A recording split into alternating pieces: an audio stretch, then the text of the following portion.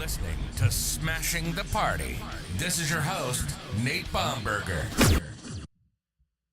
Welcome. This is Smashing the Party. I'm hoping I have sound. We're going to talk about party loyalty being bad. The reason I'm talking about this tonight is because nothing drives me crazier than watching the Republicans march behind Donald Trump as if the guy has not committed felonies.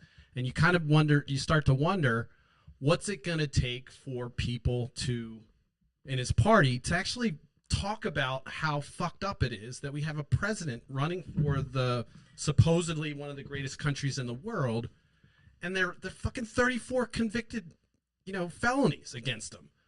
And it makes me question, why are these people so sycophantic? You know what? That's one of my favorite words. Look it up. I don't know if I'm saying it right. You know how I do. But it's totally drives me nuts. Like, it drives me. It's like gaslighting. I can't describe it other than. Hold on. Let me just get my mic here. I can't describe it other than anything other than less than gaslighting. Like, hey, the sky is blue. I know it's blue, but the entire Republican Party insists that they're going to tell me it's red. And this baseline ignorance of truth drives me insane. Like, it gets to my core. And perhaps I was thinking about today, maybe, I'm indignant about truth and baseline. And that doesn't mean I haven't told a fib and I'm not flawed. I'm just saying it's one of those things where I'm in a good field because we have to get concrete, solid, scientific things done to work. So there's no ambiguity. I mean, there's ambiguity when you're getting requirements and doing all that stuff, which blah, blah, blah, blah, blah, blah. But it's nice because the program's either going to work or not. It's complete. There's a mathematical principle behind programming. You can actually kind of prove that the programming doesn't have errors or it does have errors if you want to get into the math of it. But what that means is that ultimately there is a perfect way to build the system. Now, people that are technical are going to argue with me about this, and I'm not going to get into an argument in my career about something that I feel strongly about on this show because it's not a technical show. But as you know, I am technical, and so I have to bring that to the table. And it's why, in my field, I actually thrive and I do well because ultimately you have to find how things work and figure it out. And so you have to get a baseline of truth. What does that have to do with party loyalty? I mean, I don't get why anyone either part. By the way, this is bipartisan slamming. This isn't just picking on the Republicans, although there's so much to pick on. Their nominee is a fucking criminal. But what is important to think about for today's session is, why are we so fucking loyal to these parties? What's the big deal? Now, if you know anything about Smashing the Party, this started out of my disenchantment with the Democratic Party and the groupthink that they kind of bring to the table, especially local politics. It's about who you know, and it becomes a bro frat or whatever. Obviously there's women in it, but it becomes more of a club and who you know. And that's one of the things that turned me off initially when I left the Republican Party. And I was a Republican, not knowing any better, just pulling R. We know the story. You watched the show, you know that this was kind of just automatic. When I turned 18, I was told to pull R, and I did. I didn't question. I had privilege. I didn't need to worry about politics, so I thought, until finally I kind of opened my eyes. And I was open-minded about both parties, but the disillusionment came from me working with the Obama campaign and then kind of integrating into the local scene and being disgusted about the groupthink and kind of how cliquey it felt. And I'm like, wait, I just came from a campaign that was very, at least from my perspective, was very much about kind of embracing people in the community. I found it interesting that the Obama campaign had house meetings that they built into the campaign where you got together with folks, strangers. Now, I'm not a personable person, but I remember going to somebody's house because this guy with a funny name told me to, and I went to somebody's house and sat there and met people, and that's how I got involved. So it was a great experience, and I came into the politics thinking, hey, this is great. I love this. There's a sense of community, and this is going to be something I could get into. It felt like it was purpose, and I enjoyed the time on the Obama campaign immensely, and I met a lot of people, and it was great. But I quickly learned that maybe it's my build or maybe it's my makeup, but I didn't like the way it was like, all right, the party decides this, so now you go along with it. Now, when you're in an organization that's trying to move the ball forward, I get why there has to be unity. In fact, I would argue Republicans have nailed this better than Democrats. The Republicans are way better at marching in lockstep. I like to say goose step, but I won't use goose step today. I'm going to be nice because I'm trying to do a bipartisan slam here. And I want to come at the core of why I think party loyalty is bad. Now, as you know, I have a team of researchers, a team of designers that come and help me to build all this whiz-bang thing that you see. You know that's a lie, but I have to make it sound like it's important in case someone's scrolling. They say, wow, this looks amazing. There must be a team behind it. You may think it's not amazing, but the fucking glow, how can you move past? Anyway. So the disillusionment comes from finding out the local folks are just kind of a group of people that know each other. Now, I may be slamming the local Democratic Party. I apologize if you're watching this and you're a local Democrat. Well, I'm sorry, but I felt strongly about this. And as somebody who kind of is adverse to kind of integrating with new groups because of the groupthink, I'm very sensitive to it. I don't know why. I don't.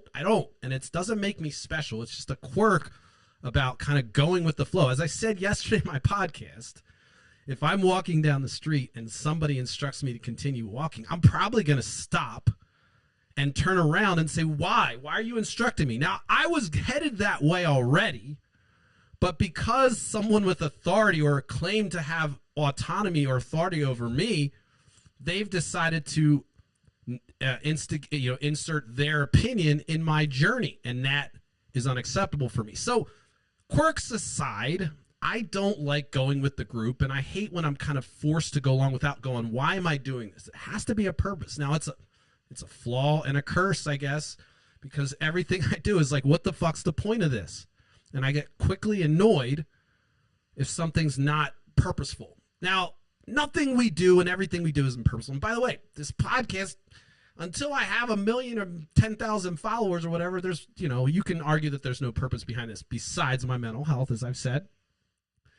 But all this to say that I was excited about integrating into the local party, and I found that there was this kind of feudal system and a hierarchy within the party. And then we find out that this is kind of pervasive. And let me get into that, but back up a little bit. My discomfort was that these folks were just kind of group thinking and not open to the new way of thinking that Barack Obama was attempting to integrate. Now, you can argue that it was politics as normal, but for me and a lot of the folks that were involved in that campaign, it felt like a different vibe because it was much more, you had at the top of the ladder a community organizer. So this was a person that was used to building coalitions in a community and getting things done. And so that kind of fell through everything. I love that the top down of a leader of the party at the time, Barack Obama, who was a community organizer, which was a slight against him, apparently. Apparently, that's a bad thing because they were like, oh, he's just a community organizer. I mean, these are the people that do the boring, awful stuff to do the things that get people out of poverty and do all the other things that I like to talk about that I don't have the gumption to do. So these are individuals in my mind that are kind of like on a different level of service to humanity. I truly believe that. I mean, if you're going out there and you're working for I've slammed the idea of nonprofits, but I know how hard it is. I'm not saying nonprofits are bad. What I don't like is that we have a system that we don't have more of a coalition, so we have to have these little diced up things. But without getting myself into another controversy, I want to just make the point that the campaign kind of reflected this community value. And I didn't feel like I had to have a sense of loyalty to Obama or had to make a blood oath to anybody in that campaign. In fact, I was quickly hired into the Democratic local thing and I got out. We know that story. Nothing about me. The reason I bring up that story is because it was the first time, and that's where the birth of Smashing the Party came from. I went out and registered the domain, smashtheparty.com, not knowing what I wanted to do. I was just like, I wanted to say Crashing the Party, but I couldn't buy that one. So I wanted to have a name that signified that, the party's not important. None of the party shit's important. Now, one could argue that America's a bicameral Congress. What that means is two sides. We got two sides. You got left and right, Republican, Democrat. And so the idea that you are going to not be loyal to a party may sound funny to you, but let's just dig into what loyalty comes from. Now, today, my team of research came up with some interesting things. And when it comes to loyalty, one of the things that I looked into was the etymology of it, which is, where does the word come from, right? Like, what the fuck is loyalty anyway? We know what mob loyalty is. Isn't it funny, though, how Obama at the top of his organization felt like a community?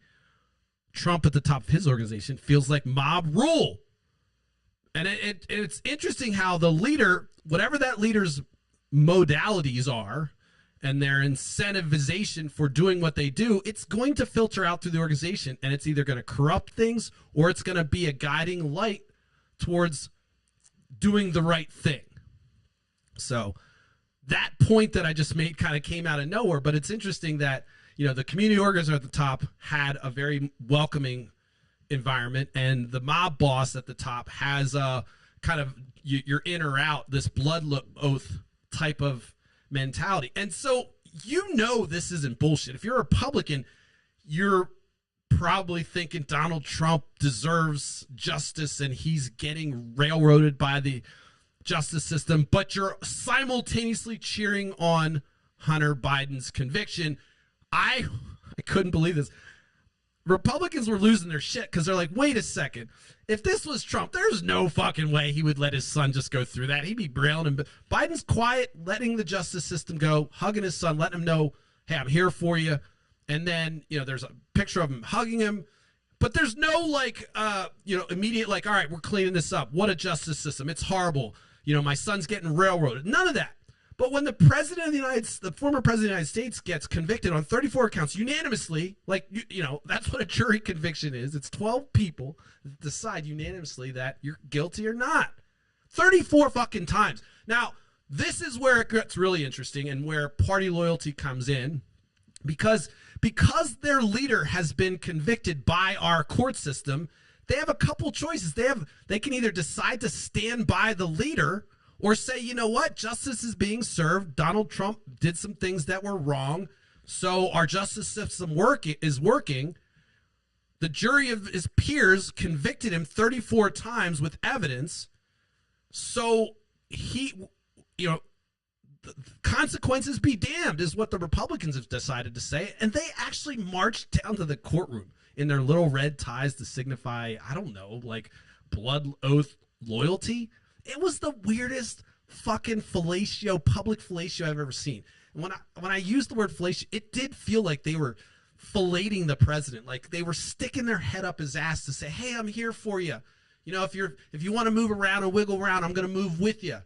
It was so disgustingly fucking weird to see these grown men go down there and, like, just degrade themselves, debase themselves to this man who... We know what Trump does. You get to work for him, he pumps you up, he gasses you up, just like a narcissist. He says, you're the fucking shit. This is the best thing in the world. I've never had better people. And then you decide to tell this motherfucker no, or say, no, I'm not doing that crazy shit. And you're out.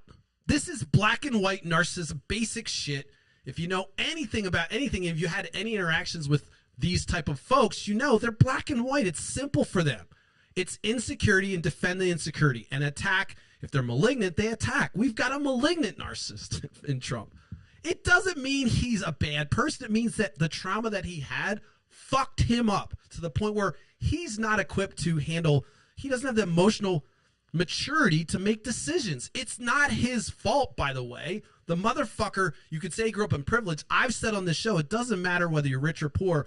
Trauma can happen to people in different ways, and it can be trauma. Like a 16-year-old kid doesn't get the BMW. All his friends have a BMW. That might not be trauma to you, but it might traumatize that child for some reason because they're thinking, you know what, I'm not worthy and I'm not part of the group.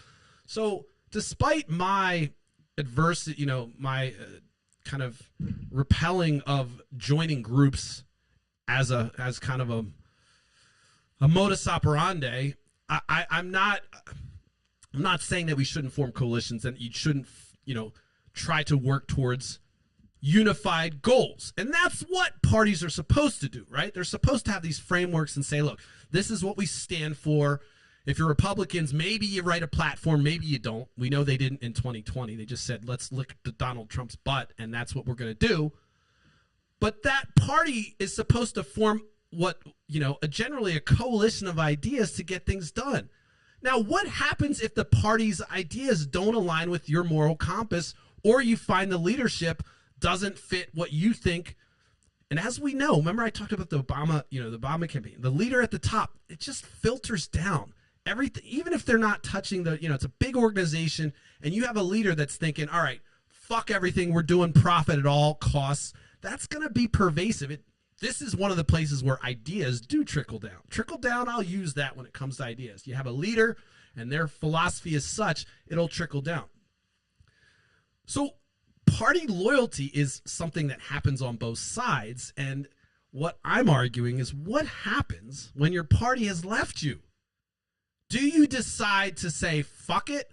You know what? I'm a Republican through and through. I don't like Donald Trump. I don't like the things they stand for. I don't like the fact that my daughter can't get IVF now because they're banning that. I don't like the fact that, you can say all this stuff. I have a trans cousin now and a trans kid. This is a Republican's life. And they're just like, well, I guess I'm just going to go to Washington and vote against everything that just happened to me. I grew up, none of this shit happened. Now I have a gay kid, trans kid, and everything else, which is nothing wrong with it. But for a Republican, their entire life voting against these things, it's weird. So do they decide now, hey, my party has decided to take up the mantle of anti-trans, anti-LGBTQ, and even though I have members in my family, am I still a Republican? Well, if you talk to the Caitlyn Jenner, this motherfucker who's massive privilege, great athlete at the time, but now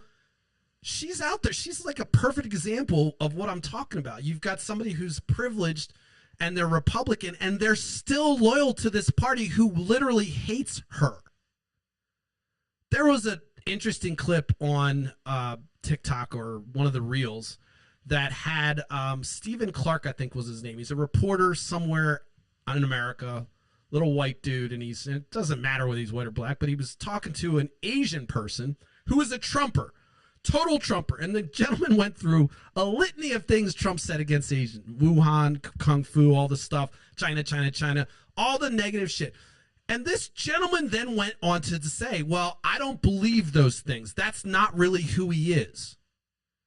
I was like, what the fuck?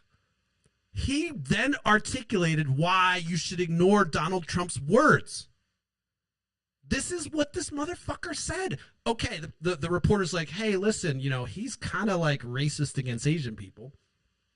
And this Trumper says, well, you know what? I don't think he means it. And this Asian person was like, I don't think he means it. And I just, it was just like, what the fuck? The cognitive bias.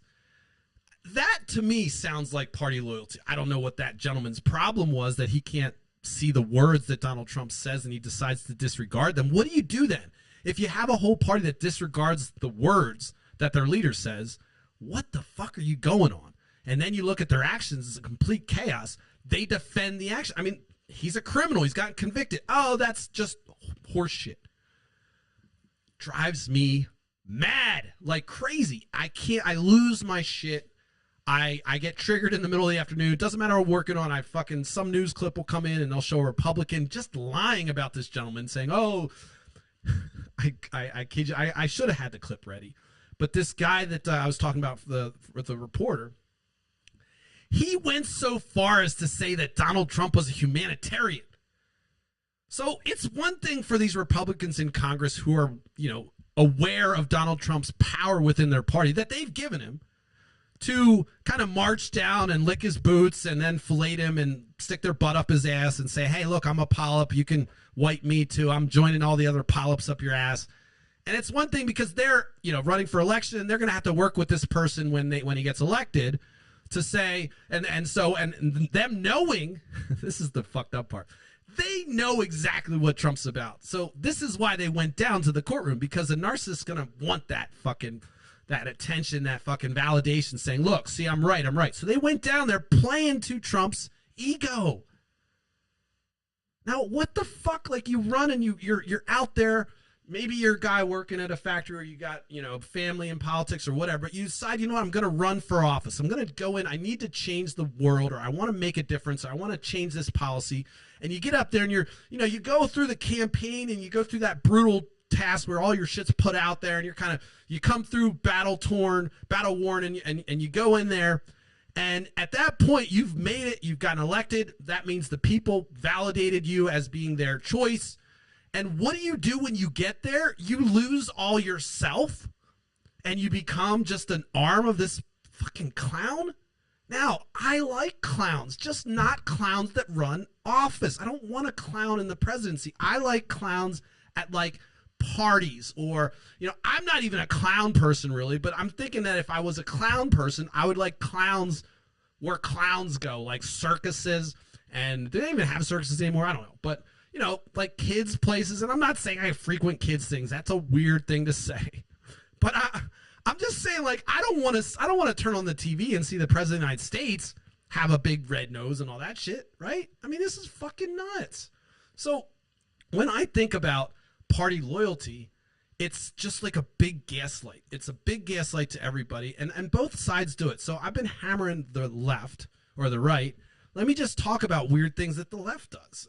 So, the one I'd like to bring up is when we were fawning over Andrew Cuomo. And I'm going to make this a moment where I felt like I kind of saw through this. I was like, no, everyone's going like, oh, Cuomo. And he may have done a great job getting things done and doing this, but the hoisting him up and putting him, it was almost cult-like, a fawning over him because he was making this hard stand against Trump. And it was really nice to see when Trump was in office, anytime someone with authority would kind of just come at him directly, it felt good because you're like, why aren't all these grown men saying what this guy is? What is going on? So when he started talking about it, and I'm not sure what the issue was. I probably should have researched it, but this is coming to my head right now. So I just remember thinking, like, wait a second, I don't know anything about Andrew Cuomo. I know his brother on MSNBC, and I don't know much about him, though I'm hearing all this great stuff in the press, but I don't know, man. It just seemed weird. And of course, there's a Facebook post where I'm like, I don't know anything about him. I'm happy he's doing this stuff, but I'm not on board with this person yet. I also I felt I saw a little bit of narcissism in him. And you probably have to be a little self-absorbed. It doesn't mean you're a narcissist, but you have to be a little bit confident that, hey, or desperate, but hey, I think I can run and I can solve this. So you have to have a little bit of gumption. Nothing wrong with that. By the way, nothing wrong with having gumption and wanting to advertise that I want to solve problems. There's nothing vain about that on its surface. Where it becomes vain is where you ignore other people and you're doing it for validation for yourself. We know that's how Donald Trump works. So you have this person who has these issues demanding loyalty from people, and it harkens back to the feudal system in Europe. And that's one of the research things I was talking about that I looked into is, what does loyalty come from? Where does it come from? Well, it comes from the word, like a Latin word, legis, and it actually kind of ties into the legal framework, allegiance, and where that comes from is the legal system, the legal word, and all these things came from the feudal system where you had lords and you had vassals, and you had the lords that would basically say, look, you swear a blood oath to me, a loyalty, your allegiance to me, and I will give you land so you can grow your, take care of your family, and I'll provide protection. And in basically in response, you'll do things like provide me with farm the land and give me back, protection money and whatever it is. So it was this feudal system. What started happening was you had these lords having these little principalities, if you will, these little areas. And so you had these conflicting laws happening. Like the lord had their own courts. So they could say, look, all my vassals, all the people underneath me who have made this contract with me. By the way, loyalty back then was like a contract. So that's why allegiance and the legal thing comes from it. This whole loyal was like basically saying, look, this contract that I have with the Lord, not the Lord, your Lord, the one you go to Sundays and do all that stuff, but I'm talking about the Lord, the nobility. You essentially make a deal with them. There's a contract. It's bi-directional. And because of that, you had all these little principalities that then had their own patchwork of laws. So it decentralized laws. So you could be on this place over here, craziness because this lord's out of his mind. And then you could be over here and something else is different. So I'm totally fucking up the history. If you're a history buff, you're like, dude, you did no justice on feudal Europe. Okay. My team of researchers provided me with this probably 5 minutes before the show. But it's interesting because when you look at the core of what loyalty is, it comes from this bidirectional mob-like protection kind of thing going on, even in its core in its early days. So why is that bad and why did it fall apart? Well, you then had vassals that had their own, peasants and folks to rule over. And so you had all this crazy hierarchy, a feudal hierarchy that wasn't centralized, and it was very hard to know what's going on. So as a country, I mean, it was hard to figure out you had different factions and within each other, and there was no uniformity of a legal framework. And so centralizing that would help with, hey, this is a crime here, it's a crime here. And it also helped to allow people to have more party. We know that there was, the peasant revolt and all that stuff, that they wanted to get away from that system because the lords ruled over them with an iron fist, and they were kind of indentured servitude, is what some folks on that level. Now, there were lords that had underlings that had underlings under them. So you can imagine with this whole legal framework, and each lord has its own court system, it becomes weird. So loyalty was very important. You're loyal. You're swearing your oath to me, even though you're on this person's land. You're my subject, and you're basically saying no matter what happens, you're going to defend and protect my land or whatever my interests are. So it was something that was built into society. It was like, who is your lord? Who are you loyal to? Who do you there's a funny thing in Marvel. It's like, who do you own allegiance to? I think Doctor Strange says it. But that was really what it was. Instead of like, hi, where do you work? It was like, who do you own allegiance to? Like, who's your lord? That was kind of maybe a casual conversation I'm making up that might have happened. Like, oh, how you doing? Who's your lord? Oh, you're over there on the blah, blah, blah manor. Okay, cool. You got any fucking vassals of your own? No, I'm fucking just starting out, blah, blah, blah, but I'm protecting my lord. It sucks, it kind of makes me work and I can't really get out of it, blah, blah. I don't know what that conversation sounded like. But to make my point, loyalty comes from this kind of old system of feudality this feudal system that Europe had, and that we kind of escaped in the United States. Obviously, that changed into a monarchy and everything else. And there's a whole history that you could go Google and research. We encourage you to do your own research on this show, okay? But to make my point, loyalty comes from this kind of archaic philosophy of field, this allegiance that you paid homage to for protection. And it ended up creating a chaos and oppression, and it forced people into positions where they couldn't actually fight for their own autonomy and their own interests. And so it fell apart. Why does loyalty make things bad? Because when someone's so loyal to somebody, when that person does something else, the blood oath continues. So I look at loyalty as a bad thing in politics. It's a great thing for relationships. But I would say that even in relationships, I mean, are you going down with the ship? Let's say you find out that your partner's doing something crazy. Do you say, oh, I'm loyal, I'm going down with this ship. They just murdered 3 people, I'm going down with this ship. No. At some point you cut your ties, right? You say, look, maybe you don't. Maybe there's love beyond any fucking reproach, and maybe that's what people talk about all the time. But at some point you can still love somebody and say, you know what? Enough is enough. I can't do it. I'm waiting for Republicans, somebody to say, okay, Paul Ryan's starting to talk that way. Finally, we know why he quit. He's like, well, there's a couple reasons why I'm just not Trump this year. What a fucking coward. Why didn't you stay in and say that stuff when you were in power? There's some reason why these people in power won't say it. It's because they know as soon as they do, they're working with a black and white narcissist. And if they say something negative, they're done. Interesting little anecdotal story. I'm not saying Michael Jordan's a narcissist. I'm just saying that he was a very, very overbearing and directly, driver of the greatness that he was. And he had a different approach.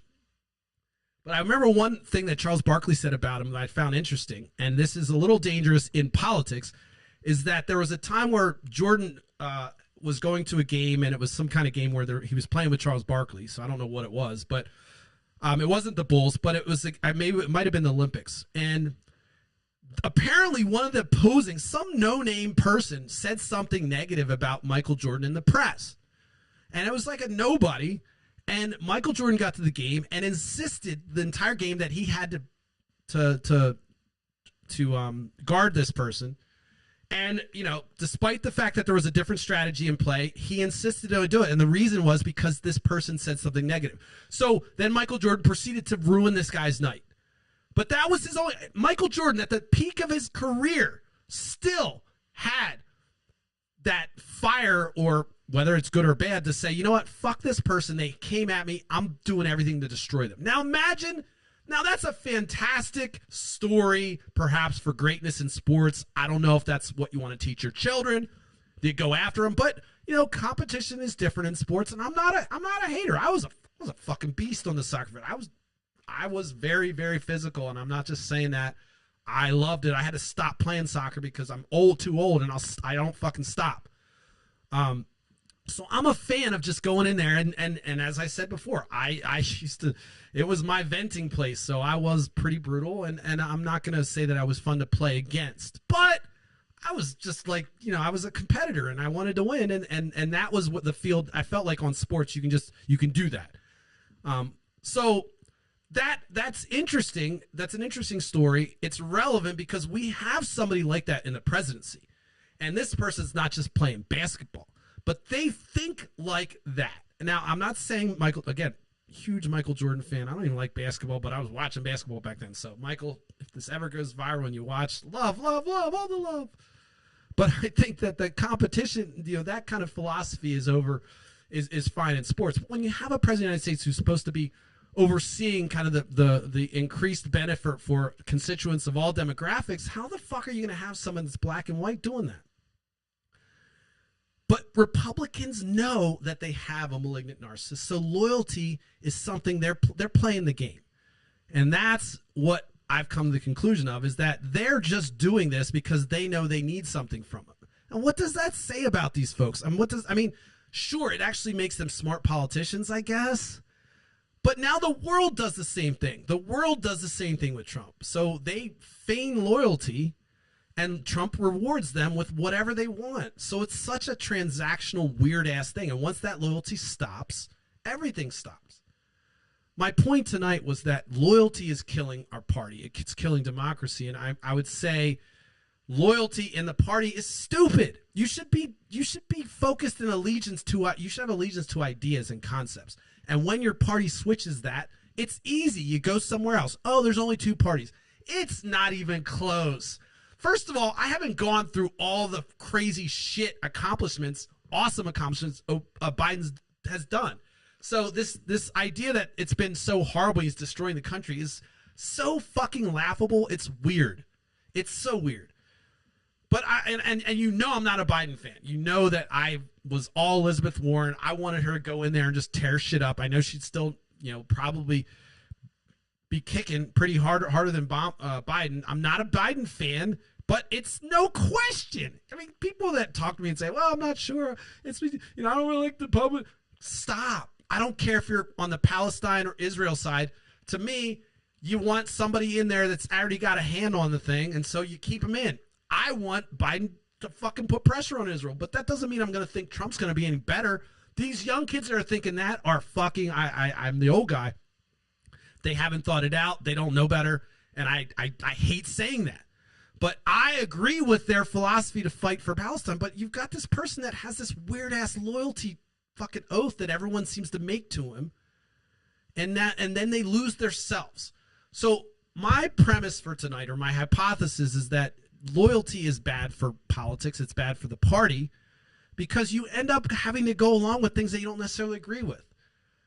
That's one of the just things that rubbed me the wrong way when I was doing the local thing. It was like, all right, I don't agree with any of this. I mean, I just came from a campaign that was like had all these philosophies that were ingrained in my head, and so I walk into the old school local Democratic Party, and they're just doing the old same shit, and and it drove me nuts. And so, I really kind of struggled how to put this together, but I wanted to try to capture the fact that this loyalty isn't by design. I don't think that the founders will be proud of the fact that we have two parties and we have this, sycophantic Congress that won't operate independently. They want to operate in conjunction with the president. It makes sense, right? You want to get work done. But when the president's off the rails, do you then say, oh, well, he's the leader of the Republican Party, we got to go with him? What do you do when the leader of your party has gone off the rails? This is the challenge for Republicans, and where they messed up was when they allowed it to happen in the first place. They all knew when Trump ran that he was going to be a problem, and then when he got in power, he now demands loyalty, so they're fucked. And so this is why I say loyalty is bad for both parties. If you have a party that's completely loyal to the party, no matter what, if the party changes its platform, then what do you do?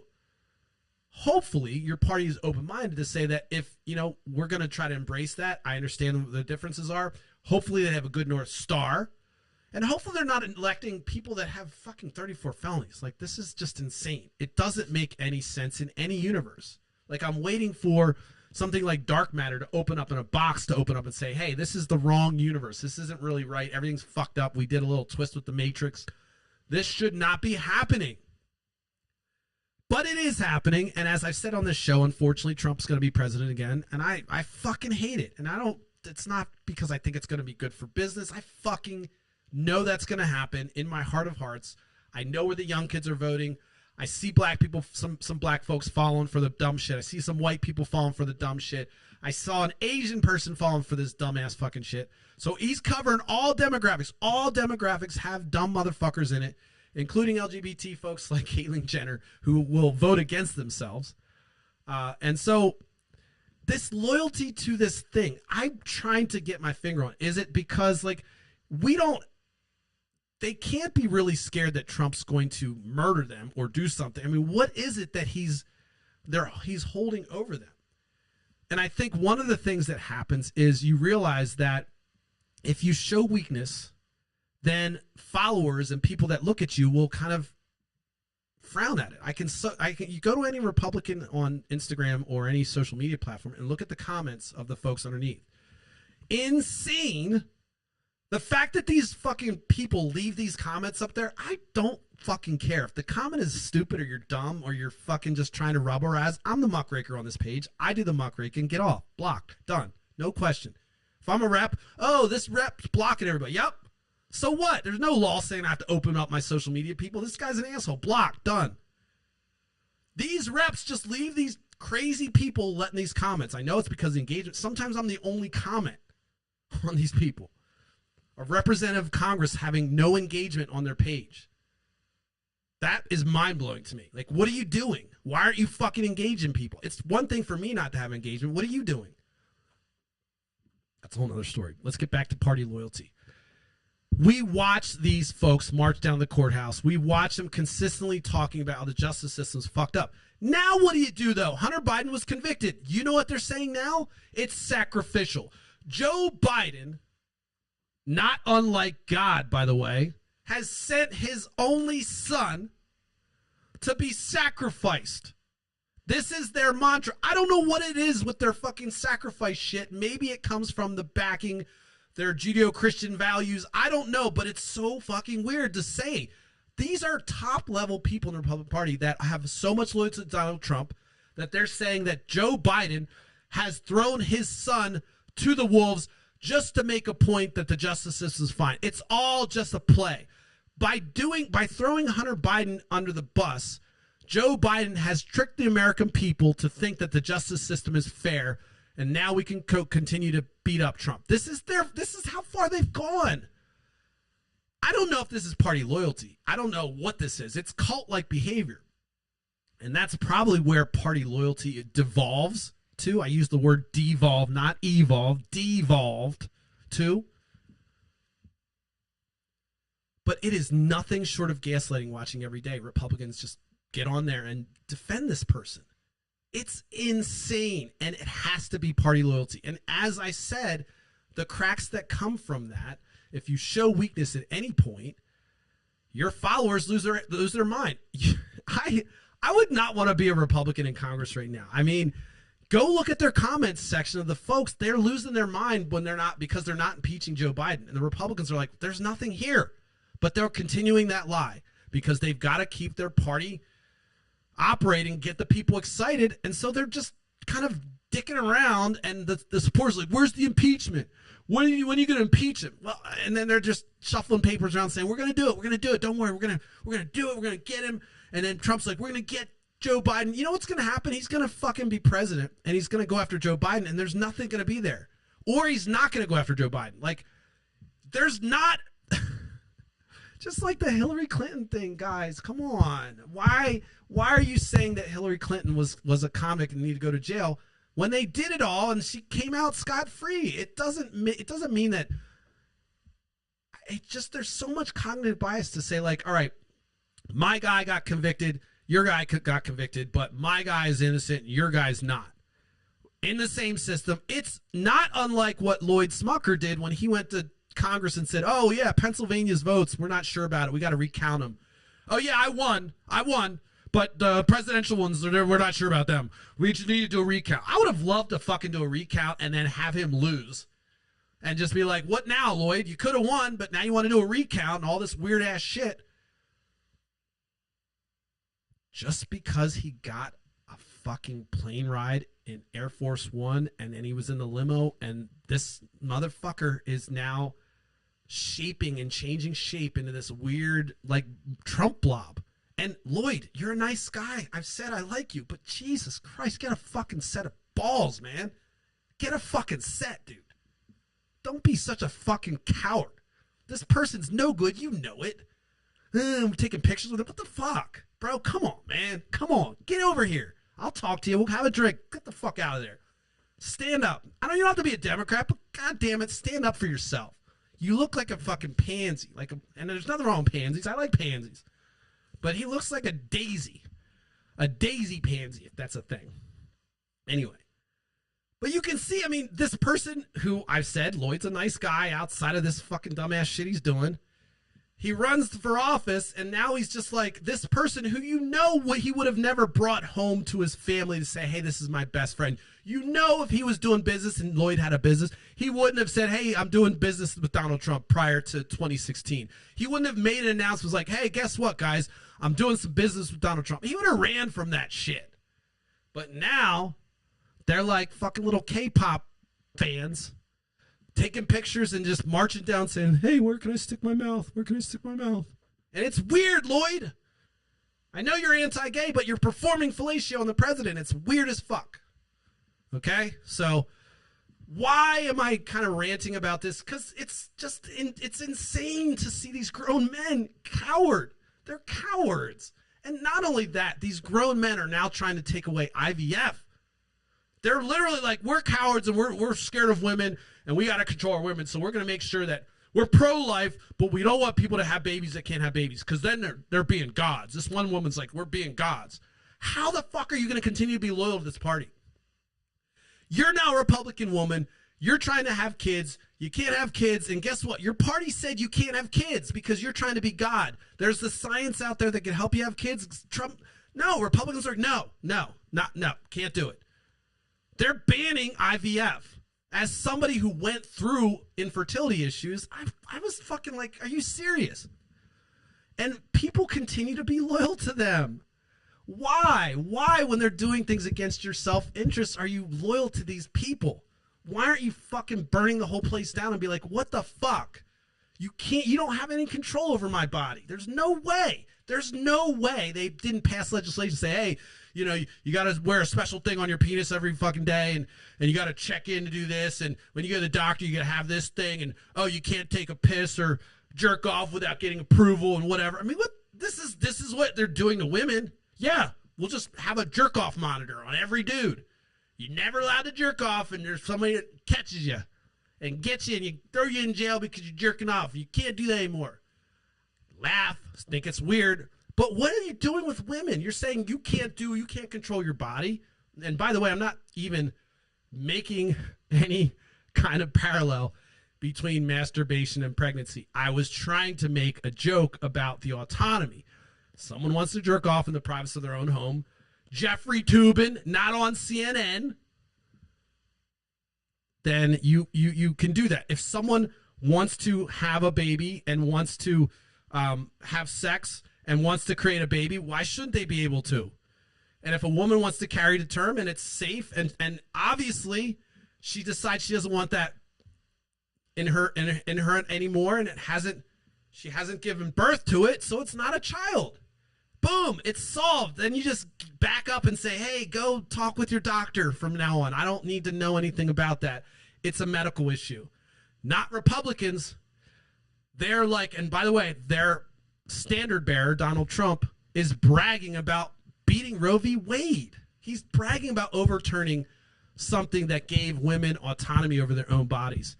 This is the party that's anti-government interference. Remember I talked about Project 2025? That leads with we want limited government, no government interference in privacy lives. And then they go on to talk about how they're going to make sure that abortion is completely legal. It can't even be used. The word has to be removed from all laws. It's now a criminal offense. And you hear that and you say, you know what? I don't know if I can vote for Joe Biden. I don't know if I can vote for Joe Biden. I don't know if I can vote for Joe Biden. Fuck you. You can't vote for Joe Biden. I'm telling you right now, they're not going to stop. People thought I was laughing. When I said they were coming after IVF, people thought I was like, no, they're coming after IVF. This is the pro-life fucking party. Now, does that have anything to do with party loyalty? I don't know, but where are the women in the Republican Party? Like, why are they continuing to vote for them? If you're an older woman and you had children already, okay, maybe you don't give a fuck anymore. But if you're, I don't understand how a woman could say, yes, Donald Trump's my person, and I believe that the decisions I make with my body now should be part of the government policy. I mean, it's insane. And then simultaneously saying, oh yeah, I'm anti-government intrusion in my life. But yeah, it comes to abortion. Well, it's murder. It's murder. Shut the fuck up. It's a fucking medical procedure. It's between a woman and her doctor. And most of the time when it happens late term, there's no fucking desire to just destroy the thing that's growing inside them. It's usually devastating situation where they're doing late term abortions. So, the idea that folks are it gets me under my skin with this issue because the loyalty thing kind of goes hand in hand with this. Like, how are you loyal to this party that continues to take away your rights while simultaneously saying they're not doing it? Like, that to me is like a big gaslight. Now, I'm going to continue on the Democrats. I'm so tired of the Democrats and their fawning over the pharmaceutical companies. I hate it. I think it's bullshit. I know they're entrenched so deeply in the insurance companies.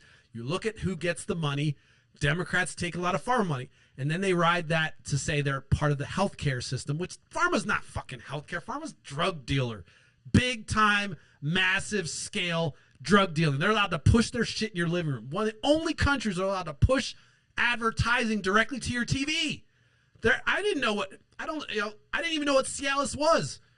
By the way, I'm not on Cialis. That's not important. But I didn't know what it was until fucking I saw a commercial for it. I mean, the fuck? And one could argue, well, you learned about. I mean, but what about these other weird ass drugs they're advertising that I know I'm learning about? And of course, I go to my doctor and I say, wow, what about this thing? And the doctor just gives you a pill.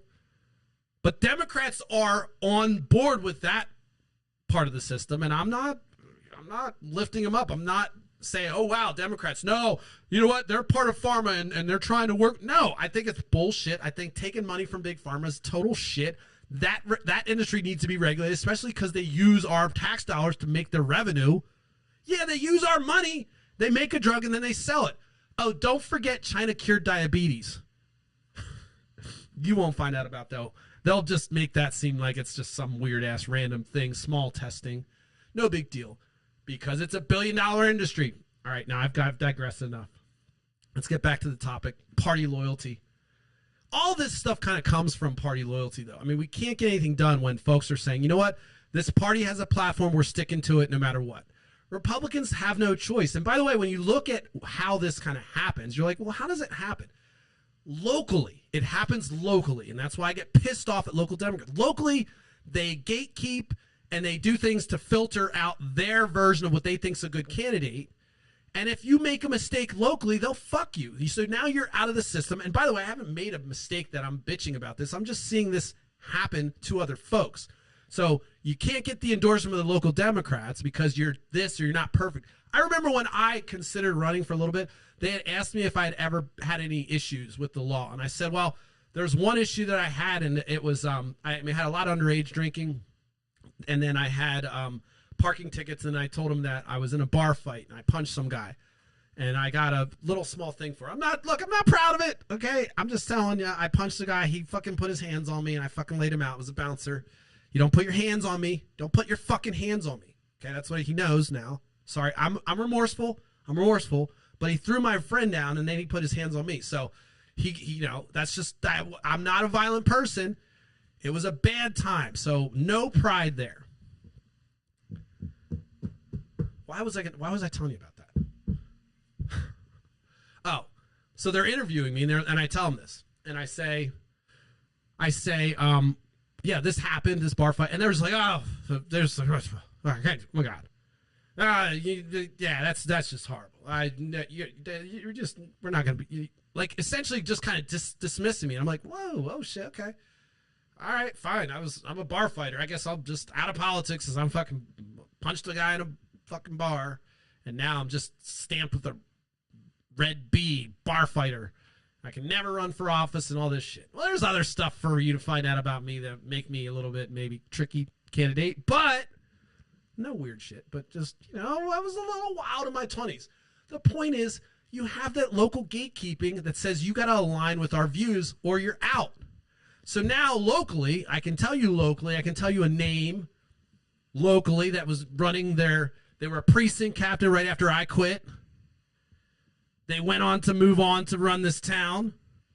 Literally, I was precinct captain, and in the Democrat, I'm like, fuck this shit. You guys are weird. And then, boom, this person takes over, and look at their career. They're doing great. They got Pete Buttigieg. No jealousy. Hey, good job. Not my style. I'm not going to just coerce myself into some weird-ass amoeba shape just to get your approval. You can tell with this show I don't give a fuck. So the idea that people are going to align and try to get into politics, and you have this little tiny gatekeep that happens all across the country because these people create their own group and they say, this is the candidate we want. And so they decide, they become the person. Now, I get it. It's very complex and there's reasons for all this stuff. But when we talk about party loyalty, I'm saying it starts locally. I'm saying it starts locally with your local chapters, your local Republican Party, your local Democrats, and them trying to gatekeep what they think a candidate should be. And we know they don't know what the fuck they're talking about because they all said that it was no way that someone like Donald Trump could have ever be president. And here he is, fucking running for the second term. So the little bar fighter bullshit that you told me that, that basically makes me ineligible for fucking office, fuck you. I mean, it doesn't matter. At this point, it's porn stars. Whatever you want is on the table. Do whatever the fuck you want. You're still qualified for office according to Republicans. Now, I have argued that Democrats wouldn't allow someone like Trump in their party. I don't think you could have a nominee in the Democratic Party and win. I think everyone would run the other way. A lot of folks, and why is that? Why is it the Republicans can do that? Well, I think it has to do with the core of what I'm talking about tonight, is that they're much better at being loyal. They're much better at saying, you know what, fuck my individual shit. I'm going to trust this higher power. Not saying anything, but this savior here is the one, and then that becomes the thing. And they're very big on iconography, symbols. I mean, if you want to look at the right wing and symbols, you got no further to go than Nazi Germany. Fucking symbols. And this is the same party that's into symbols. By the way, that right wing is the right wing. I mean, every country has their wannabe Nazis. And which party do you think they're attracted to?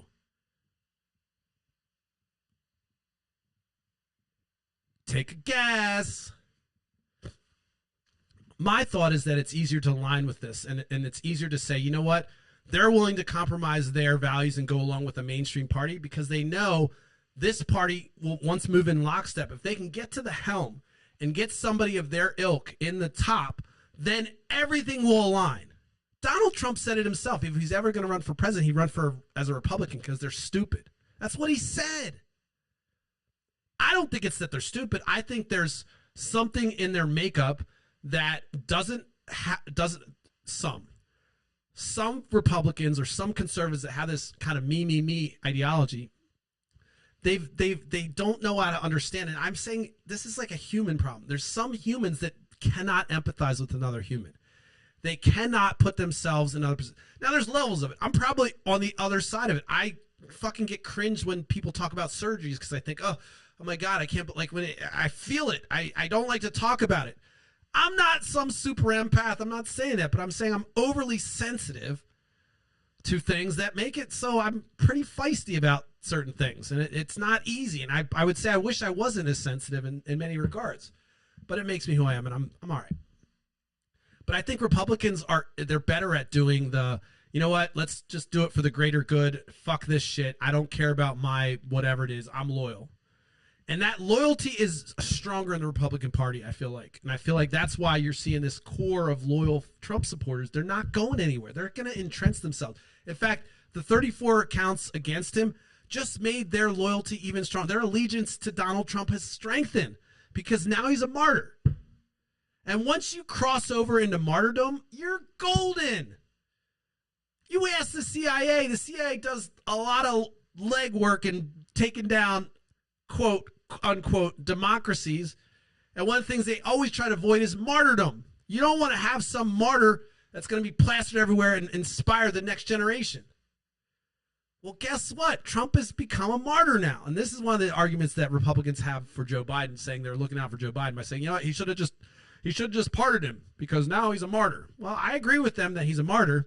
I don't agree that you should pardon him. And I also think that the folks that are in leadership that know this happening, that see this, that can take a step back and they're not entrenched, specifically folks that don't have any reason to run and are just running for vanity like Mitt Romney.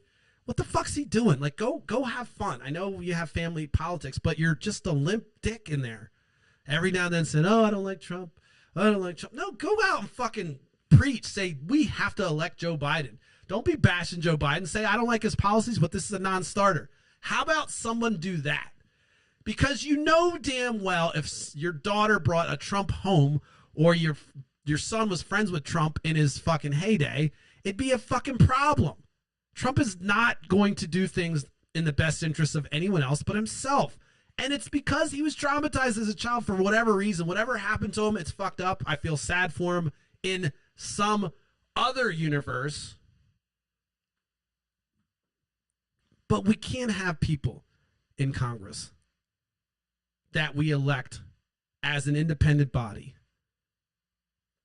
throw their fealty at Donald Trump and then lose themselves and lose the reasons why we elected them. Lloyd Smucker has lost himself. He is not the same person he was when he got elected. He is worse off. He's made a reputation for himself to be a Trumper, and that's going to stick with him for the rest of his life. He is on the record suggesting that Trump was that the justice system is coming after Trump. I mean, this is a fucking guy that, like, in the same area as me, seeing the same stuff on TV, knowing all the people that come in and out the door, he's still riding that loyalty train. What the fuck, Lloyd? What is it? I know he's not got any weird sexual shit on you that you're doing this. What is it? What is the fucking reason? Groupthink, showing weakness. But ultimately, it comes from that first point that I made, which is at the top of the food chain, that trickle-down philosophy will be pervasive in the organization. Well, at the top of the food chain, you have a malignant narcissist who is on or off, who demands loyalty, and you're either cutting it or you're not. When you're not cutting it, you're out. And so that's going to be pervasive throughout the organization. So you're going to have that in every facet of the Republican Party. You have this black and white weirdness going out that says no matter what he does, he's innocent. And then you have these people that are elected doing the same thing. This old school European, like, lords and loyalty bullshit is weird. It's so, ugh. Like Mike Johnson, when he gets up there, I'm like, dude, you can appreciate his demeanor. He's kind of calm and cool. And he has that kind of voice. He's like, we're going to do this. And Trump, but he's got this kind of real calm, cool demeanor. I mean, seems like a chill guy. But my Lord, he's got I don't know what's between there. And I know this is a sexist remark, but I wonder where he's at in his journey, because I know he doesn't have balls. I know it. There's just no way. There's no way that man is Speaker of the House and he's got any kind of gumption. I mean, he's the fourth one under Trump, right? I mean, this is like the smart guys have tried and they're out. And now this guy comes in and he's just going to be a lackey. He marches people down there. So Trump, when he gets elected, is going to have a phenomenal Congress. Okay, he's going to have, and what I mean by that is they're just going to do whatever he wants. It is not far reach to say that he will be operating as if everyone will just do everything he says regardless of the law. We know that's how he operates. Stop fucking playing yourself and acting like there's some normalcy that's going to come from this guy. It's not. It's never going to stop. When he gets elected, it's just going to be Gatling gun scandals, and then we're not going to be able to talk about any policy. We're just going to be talking about fucking shit he says, and it's going to drive everyone crazy. And this podcast will fucking blow up. It'll be good for business. I don't want good for business. I don't care. I'll take my fucking 1,000 people. I shouldn't say that's going to blow up, because now if it doesn't, I'm going to look stupid. But we know that, it's very easy for me to get all fired up when it comes to Trump. So it'll be a lot of content. It's just easy. And I don't like even saying that. It puts me in this weird ass place where it's like, oh, I'm going to have to fucking talk about this guy or not. And then no one will listen because the only thing in the room is to talk about this crazy ass shit that's going on. And until the Republicans and in general, people realize that once the party decides to go a different direction with what your interests are, you need to move on, or you need to put pressure on your representative and hey, look, this doesn't fly. How many of y'all called your representative this week about shit? There's some major shit happening on this week. Probably nobody. There's no election going on. Very few people. Maybe if you're a lobbyist. I didn't. There you go. Nate, you didn't. So what are you fucking talking about? I know. These guys just don't get any pressure from us. When Obama ran for the second term, he said, I wish I would have had all that political capital and people would have kept the pressure on that we had when I got the Hopi change. You win. But as soon as the people fall back, it's hard to do anything. And now we're just kind of left with whatever they say. And we know that both parties exhibit loyalty to their cause. The example I brought up about Andrew Cuomo, local Democrats, national Democrats loving this guy. Oopsies. Now he's got this big no-no in his background, and now they've got to eat crow. There's nothing wrong with eating crow, by the way. You make mistakes, but there's a problem with hoisting up people over principles. And anytime you hoist up a person over a principle, you're going to have problems because people are flawed. I am flawed. Everyone's flawed. Everyone's fucked up. Your heroes, they're fucked up. Your historical figures, they're all fucked up too. Believe it. Not just the pretty stuff that he print. Everyone's got their issues. What I prefer is Donald Trump keep his issues and himself out of the office. But we have to have some kind of bar to say, look, everyone has issues, but we know that this thing that you did is a line that we just won't cross. And no matter how much allegiance we have towards your party or your, this platform, enough is enough. So for me, the premise of what I'm trying to say is that party loyalty in general is weird. And I think there's certain moments for loyalty, true loyalty like, blood oath loyalty. Okay, you're in a relationship or whatever. But even then, there's got to be people say you go down with the ship. I don't know if I can guarantee you I can come up with a couple situations, no matter what your strength of your marriage is, that you say, you know what, this has to be over.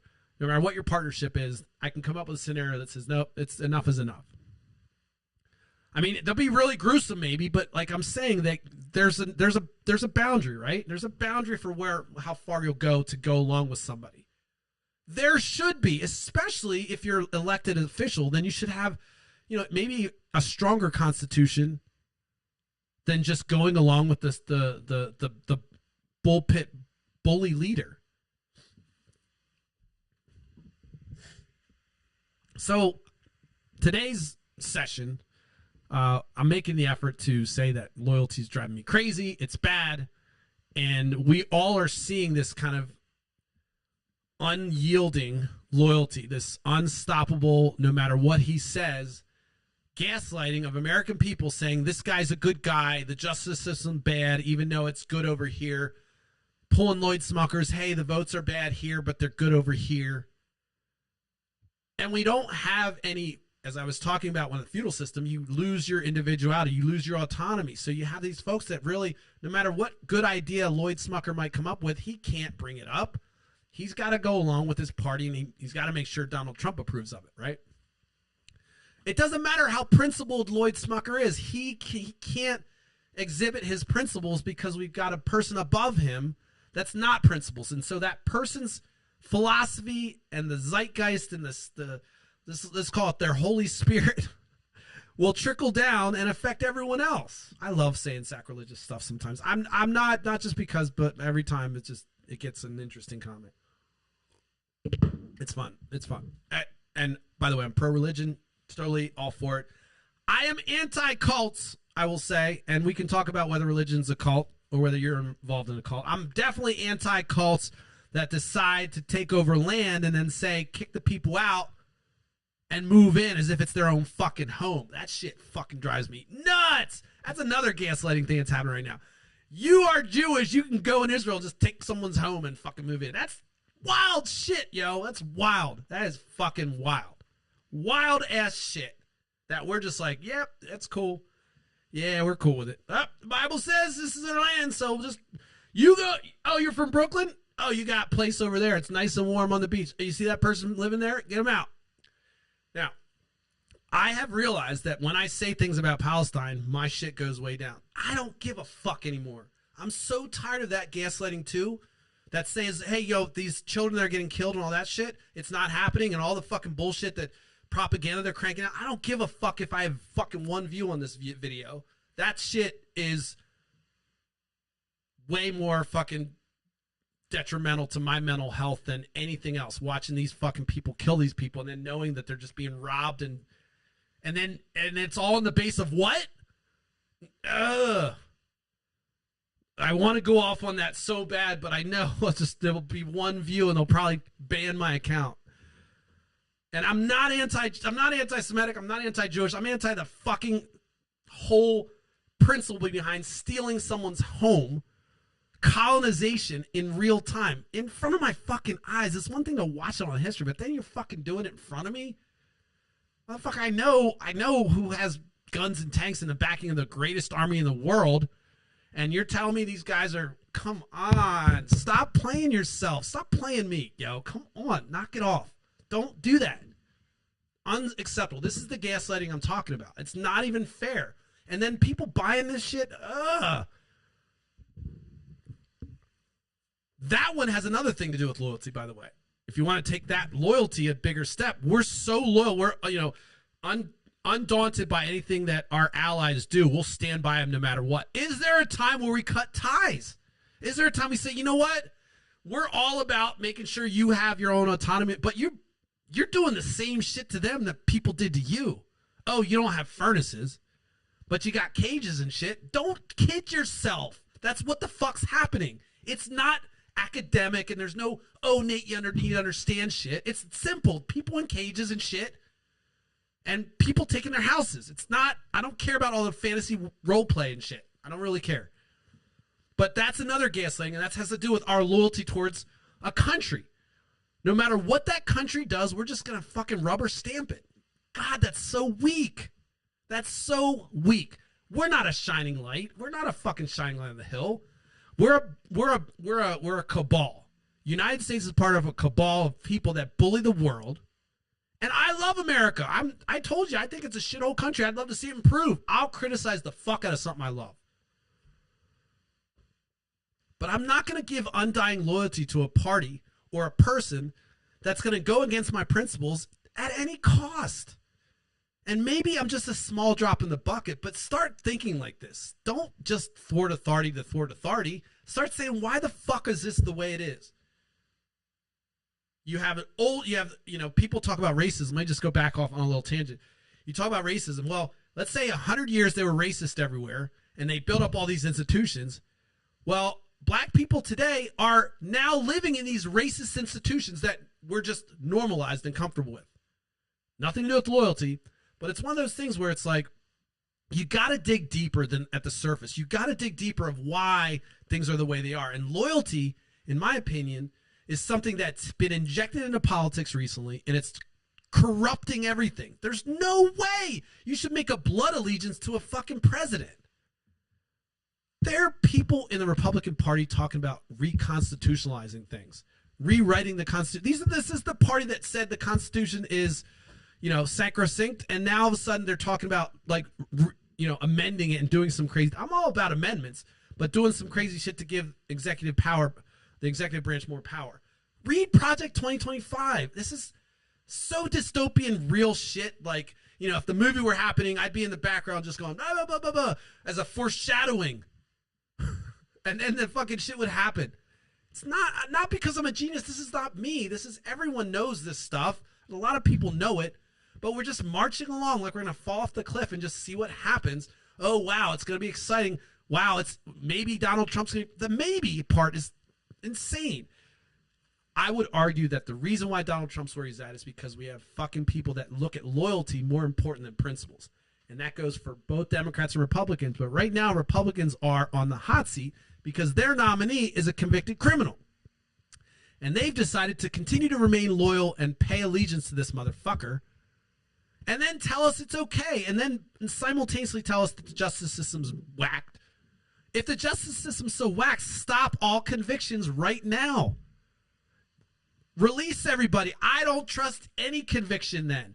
If Donald Trump's off, then they're all off. Let's just say they're all bad, right? That's stupid. That's dumb. And that's what Republicans want to do. They want to say this isolated instance means the entire justice system is broken. We know how broken the system. We know how many black people get thrown in jail and just left there, not guilty, 34 years, come out, no money. Look it up, Innocent Project, tons and tons and tons. There's like a whole team of people that do nothing but get people out of jail that were wrongly convicted. This is the two-tier justice. We can talk about the problems, but we're not going to talk about the jury of the peers that went 34-0 on a conviction. Your loyalty has blinded you, Lloyd. Your loyalty, Mike Johnson, has blinded you. And I'm not going to call you Congressman Lloyd. It's fucking Lloyd Smucker to me until you fucking start acting like a congressman. You're just Lloyd. I don't care about fucking social cues and fucking respect. You get none until you fucking denounce that motherfucker and stop riding around this little plane taking joyrides. I like you. Just in case any of your relatives are watching. Let me get back to my point. I didn't really get into the history because I kind of went off again, but I just want to say I'm sure that everyone that watches or cares about this issue can see what I'm talking about and can see how there is no there. There's no one of substance doing things that are innovative against this person. They're locked underneath the rule of Donald Trump. And it means that whole party is only Donald Trump. There is nothing else. That means there's nothing else. There's no creativity. There's no difference. There's no, nice little mixed opinions maybe coming out, a think tank or doing this. I mean, everything's going to be getting his seal of approval, and that's it. It sounds like they're building for a dictatorship. Now, we know, talking about the Obama campaign and community manager at the top, trickles down, we have little community managers everywhere. Mob boss at the top, little mob bosses everywhere. And now they're talking about dictators, and they're all for it because it's their party and they're just going to get stuff done that they want. They have decided that this is a war of battles, and they're not willing to listen. Sam Alito's on record this week talking about there's no compromising with the other side. We've got to win at all costs. This is the Supreme Court justice. Republican nominated Supreme Court justice. Our Supreme Court, by the way, is a fucking shit show right now if you're not paying attention.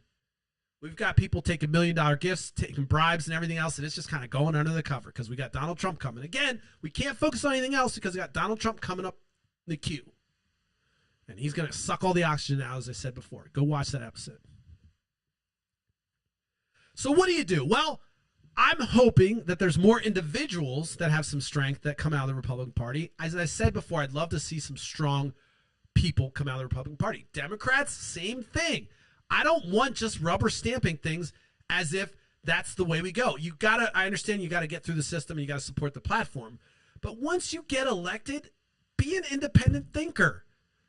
Know that your party's going to back you if you're doing the right thing. If you're doing things that are for the people and your party kicks you out, then fucking run as independent. I know that means losses and so forth, but I'm tired of just having. I'm okay to have two political parties, but when they're all the same and everybody is marching lockstep and they're going against the principles for the founding of the party, then it's problematic. And most of that, what I'm talking about, is happening in the Republican Party right now, and it's obvious because their nominee is a shitbag. And their heads are part of that shitbag now because they put their head in his butt and they move it around and shit. And walk and like brag to their friends, hey, I got Donald Trump's butt stink on my head. I don't know why else they do it, because there has to be something like to say, like, I don't know. I'm done. I mean, I don't have anything else but negativity, and I want to juice this up a little bit. I want to say some positive things and say that I do really appreciate all the things that people are suggesting to me to do.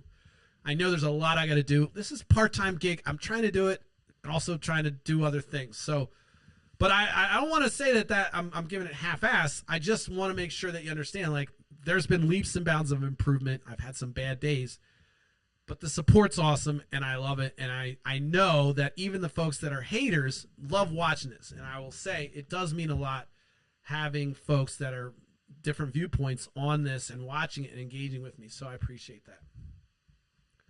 I guess there's a chance I don't have any sound, huh? I'm looking, there's no comments. So either I have no sound or people are just being nice. Let's see. Oh, wow, there's some comments. All right, cool. All right, well, listen. So thank you for watching, everybody. I appreciate it. Let me put a bow on it. I always like to say it at the end. I'm going to have like a bow outro. Party loyalty. Is it good or bad? I understand it has to happen at certain points, and you have to be kind of in cahoots with the party platform if they have one.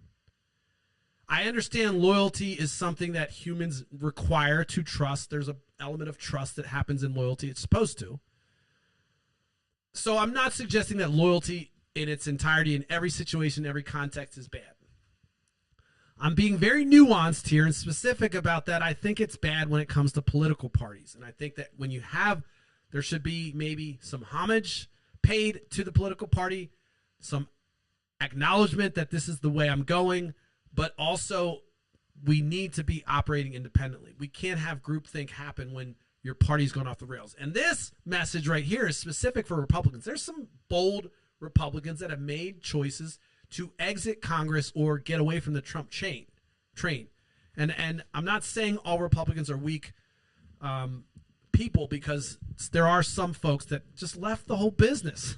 I mean, Paul Ryan, weak ass motherfucker, but I mean, he at least saw the writing on the wall to leave. And I'm not putting him up and hoisting him up as someone to respect. I just am making the comment that a lot of folks have left, and some of those folks have left for good intentions and saying they can't do it anymore. They might not say that publicly, but they will privately, and they'll certainly disclose that when they write their books. I think you should be able to question everything. I think you should question the direction of any organization you're a part of. And if you see them going off the rails, whether it be your fucking church, your work, your political party, you have to remain independent and say, I stand for this, and I'm not going to go along with the group. Do you know that there was no excuse for, I was just taking orders during Nuremberg trials. Nuremberg trials were where they trialed the Nazis, and taking orders was not a fucking way to claim innocence. You were still guilty. So if you're along and you're complicit and you're going along with your party and you're going along with that organization's bullshit and you're not taking a stand and you're not exiting at any cost, you are complicit. And that thing that you're disgusted by, or the thing you don't like in that political party, is just part of you. So as a Republican, you are part of Donald Trump's butt. His butt is you. And the Republican Party is essentially creating a city in his asshole. So they have become so part of Donald Trump that they can't get away. Their cities, they're building skyscraping bridges. They've got roads. They've got GPS all up inside Donald Trump's butt where the entire Republican Party lives, like a camp. I don't know how he does it. Maybe it depends. But we can't have a political party operating that way. You can't operate from inside the president's butt. It's just not possible. It's probably hard to operate in his butt. But the Republicans are trying, and they're showing that they can do a pretty good job of at least existing in his butt. But it certainly makes them stink, and I don't understand why they like it up there. It's just weird. It's weird-ass loyalty where we stick our heads in this guy's butt, and we walk around and say, ooh, look, I've got Donald Trump on my head or something. I don't know. I can't take the analogy any further. It just drives me nuts. So continue to be vigilant. Continue to question every fucking thing, and don't believe the bullshit that Democrats or Republicans are telling you about anything that goes against your principles and it comes from your party or any organization. Question it. And even if you're a member, if your membership is valuable, questioning things shouldn't get you kicked out. And I would strongly encourage, if this was ever be heard by somebody that mattered, or it's not that mattered, I mean by somebody that had the power, I would encourage every local chapter of Democrats and Republicans to open your kimono and allow those people off the street or people that want to get involved in. Don't think you know the best thing for your party. You don't know what the perfect candidate is. By the way, I'm not saying this because of my thwarting. I'm saying, like, there has to be some flexibility in who comes in the party to get new blood, to get new thoughts. Allegiance and loyalty negates all that. It doesn't bring in new people. It doesn't allow new thoughts in. So I am anti-complete blood oath loyalty. I understand going along and agreeing with the platform, but I'm making the hypothesis that loyalty is bad for politics, and we see what's happening in the Republican Party. They are not anything but Donald Trump, and I would say that that is a direct cause of their cowardice and the fact that they can't get away from that allegiance that they paid homage to for some reason. And we're still trying to figure out what happened to Lindsey Graham, right? I mean, everyone wants to know what happened to Lindsey Graham. What has he got on him? That was John McCain's boy. John McCain would be out there ripping Trump a new one. So it's something to consider. And maybe you didn't get anything out today, but I think it's worth looking at to say, am I loyal to the Constitution? Am I loyal to principles? Or am I loyal to Republicans? And it's very easy to say I'm part of the team and then just disregard everything else that the other team does. That's one of the things that I think is very detrimental to democracy, is you decide to say, you see people on Instagram and Twitter saying, Democrats aren't Americans. They're not the American. Republicans are American. So what are you saying? You want one party? So there's one American party. The rest are just not American? It's like a loop of crazy. Like, there's no logic in it. And I think that's part of the reason why I always get triggered, is because I have to have some baseline of truth, and there's no logic in it. There's nothing logical about it. There's nothing logical about supporting somebody in this day and age that's doing things against your interests. It just doesn't make sense. But there's something inside us that says, I'm part of this group. It makes me feel good to see the other guy suffer. I kid you not. There's a lot of people on both sides that say, you know what, fuck the other people. If they're suffering, that means I'm winning. That's not winning. That's not even close to winning. That's losing for everybody. These are humans. They're losing, you're losing. It's not sports. It's politics. It's real shit. That's my word for that. That's my encouragement for the day, is question things. Call your representative. Make sure you keep on top of what they're actually doing. As we get further down the road, I will present my little special feed that I put together that has what they're doing in Congress. So, I'm going to have this up while I'm talking, and you'll be able to see, like, oh, wow, they're doing nothing. On Friday, I think they opened at 2 o'clock and adjourned at 2:03. So these hardworking motherfuckers, we're going to start really getting into what they do and why what they do is so fucking easy. It just takes the people of courage. It's easy to be a congressperson. Don't kid yourself. Don't take out that they're hard work. It's so fucking easy. It is easy. It's easier job than you have right now, no matter what your job is. It's so fucking easy. You're basically a little prince or princess. You have all these people working for you. It's so when they're like, oh, I'm working so hard. No, you're not. You're not working so hard compared to somebody who's working in a factory or somebody's working at a car dealership or somebody who's working construction or somebody's working in software. You're not working that hard. And if you're a congressman, Nate, I work. No, you don't. I worked for a state congressman who fucking took vacation most of the year. And it was in my own party. Sorry, Mike, but come on, bro. You were making your fucking kitchen like half the time I was there. It was weird as fuck. And I voted for you, so don't get all up in a tizzy. But yeah, these people don't work hard. They're just so. It's important that you keep pressure on them and make sure that you question things that don't align with you and keep an eye on the platforms that the parties have. If you're a woman, maybe you didn't know that Republicans are really going after anything to do with birth control. Maybe that's important to you. Maybe it's not. But that is codified, documented. Maybe if you're a Democrat and you work for pharmaceutical companies, you didn't know that Democrats are basically in bed with pharma, and so you're essentially not going to get any public health care as long as that's happening. Pharma does not want anything to change. They won't even bring a cure to this country. You think I'm lying about diabetes? It's fucking crazy, but yeah, billions and billions of dollars. We ain't getting a cure in America. No way. There's no way you're going to cure diabetes in America. No fucking way. So, does that have anything to do with party loyalty? No, but you know how I like to do. I like to digress and rant and just throw it all at you. So, we're going to wrap today. Kudos. Thank you for everybody listening. I swear to God, I look forward to this moment every night, even with the stress of whether my sound's working or not. I'm giddy to get on. I'm hoping all my animations work. I'm hoping my sound is on. And then when I get to it, I just kind of go off and I love it. And, you could call this, a rant of subconsciousness or whatever the fuck they called it. Well, stream of consciousness. I don't care. I do come with some structure. I do come with some concepts. I'm not just rambling. And so hopefully you'll see me get better. You'll see me improve. But I love it. Keep encouraging me or keep hating on me, whatever you feel like is going to be the thing that you want to do, as long as you're engaging with this. Sounds very narcissistic, but as long as you're engaging, I don't care. Hate me, love me, do whatever. But I just want to say thank you. And I do. I'm excited. I love this. And I hope if you're at least maybe not inspired, maybe you're entertained. I don't know if I want to be entertainment, but I certainly do want to be spicy enough that you keep your eyeballs and ears on it. So I want to say thank you. Today was the first time that I heard my voice in a car on the podcast.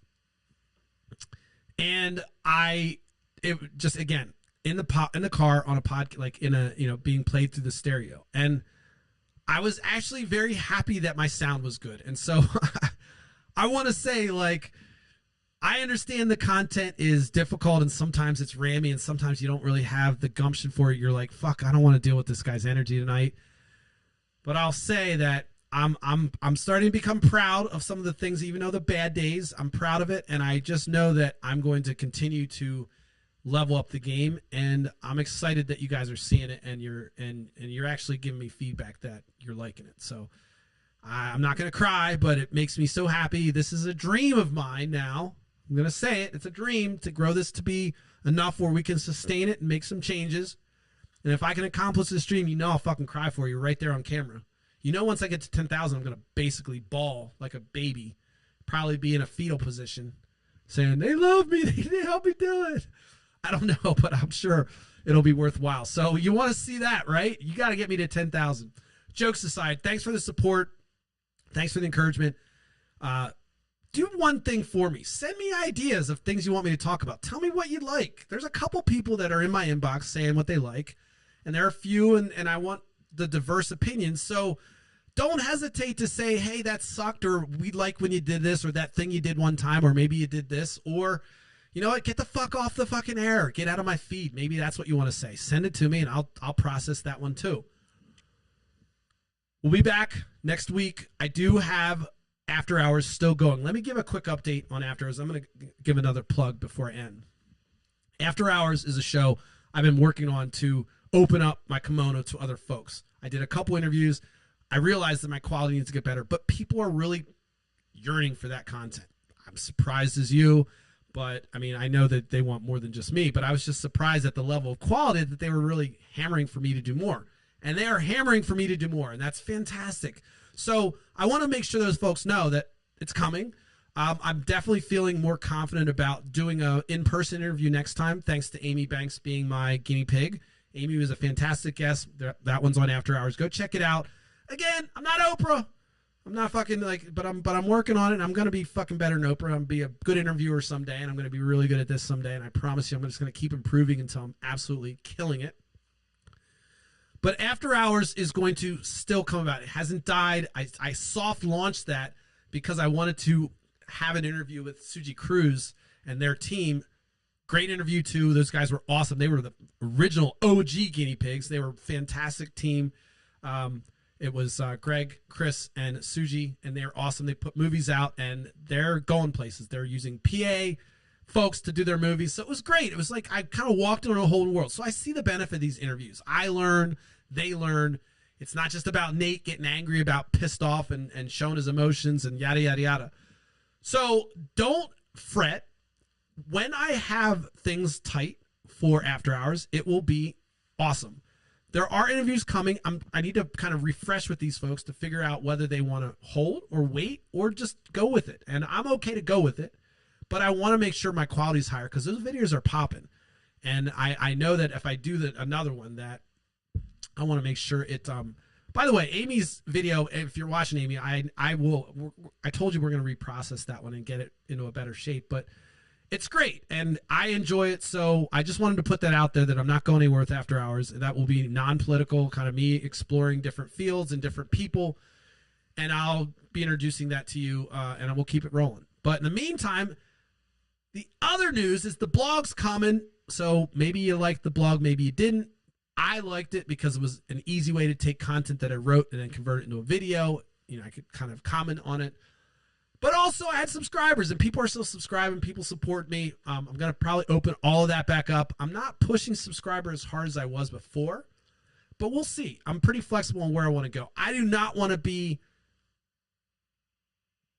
become something of reliant on advertisers pointing me in the direction of the content I have to make. So we want to stay away from any kind of model that has a coercive capability on our content. And I know I'm already in the mix being on these platforms. I'm hesitant to talk about Palestine and all these things, but as we grow, I believe that we can get more independence. I'm technically capable to build a platform myself. And that's not out of the question. I don't need YouTube. I don't need fucking any of that shit. So once we get to the point where I have time and everything else, I'll go that route. And I'll have my direct channel. Of course, I'm still on the internet web, and that's still part of this whole world. And it's not like you're going to have this free channel where you're not going to have any kind of intrusion. But I just want to say that's where I'm going, and I want to remain independent. I want to be able to say fucks when I want. I want to be direct. I don't want to carve myself or shape myself into something I'm not. This is really who I am. You may not like it. You may not like the things I say. You may not like my directness. You may not like my approach. You may think I'm sloppy. You may have a lot of things that you have opinions, but this is it. It's not everything of me, but this is how I operate. This is how I think. There's no facade here. The anger's real. Everything's frustrated. It's not an act. I'm not a fucking actor. So I just want people to understand that, putting yourself out there on this stuff is tough. I enjoy it though, and I'm taking the risk, and I'm loving the feedback you're giving me, and I want to make sure that I'm continuing to give you what you want while also kind of staying with the direction I want. So make sure you engage. Send me emails, send me texts, send me whatever. Tell me what you like. There are several ideas in my pipeline that I haven't processed yet. So if you're like, dude, I told you some stuff and you did nothing with it. Oh, no, I did stuff with it. Don't think I didn't do stuff with it. So, but keep it coming, and we're going to get this thing going, and we'll get to 10,000 eventually. Follow me on YouTube, smashingtheparty.com. Sorry, not .com. I lost my .com. Smashing the Party on TikTok, on Instagram, on Twitter, and then Smashing the Party 3216 on YouTube. But do it, follow it, just hit the fucking button and subscribe. It's no big deal. It doesn't cost, it's nothing. Just do it. I'll beg. I'll keep begging. But I love you guys, and I appreciate all the feedback. Hopefully you got a good show tonight and you enjoyed it, and my sound came through. I'm going to take a couple days off now, recoup. May or may not have an interview on Monday or on Saturday, but we'll see what goes on. Last but not least, I want to plug Lancaster Pride, lancasterpride.com. They're doing they've been here at the Candy Factory getting their things ready, and there's been a team of folks here working hard. I get the feeling it's going to be a large Pride, probably bigger than ever locally, and they're killing it. And why I'm doing this plug is because they gave me pizza, by the way. I'm just joking. No, but they were out there, and they're all in there, and I'm kind of just doing my late night stuff, and so they offered me a slice of pizza, which was nice, and then I just felt I've been wanting to integrate with these folks. One of the members has an office next door. You know me, I'm a weirdo. I come in and work, and she's like, why are you always working all the time? And we had a conversation for the first time today. But wonderful group of people. I've said things that may or may not have crossed lines with them. I don't know where they stand on that whole rant that I did, and maybe they don't even know about it. But I'm all about LGBTQ, and I want to promote their event that's happening this weekend. It looks like a banger. It starts at 12 at the conference center. At the Marriott, and there's going to be a whole bunch of shit. There's also down at Vine, there's a bunch of stuff going on, and I'm telling you, this is like a huge team of people that they got going into this, so a lot of effort. I know they're staying in hotels. There's people from out of town, so check it out. Lancaster's going to be popping this weekend. Stop at the Marriott. It's $5. That's it. It's $5, and you go have fun. It's going to be a blast. I promise you, it's going to be a blast. I mean, they're throwing a fucking shindig. I'm just telling you right now. I don't know any secret sauce, but there's a lot of flurry of activity around here, and that to me says something poppin's gonna happen. So make sure you check that out. Hopefully you enjoyed it. We're gonna go. We'll see you Monday or maybe Saturday. Let's roll the dice and see. Thanks for checking out, and let's see. I gotta get an outro, don't I? I need a fucking outro. Let me see. What do I need as an outro?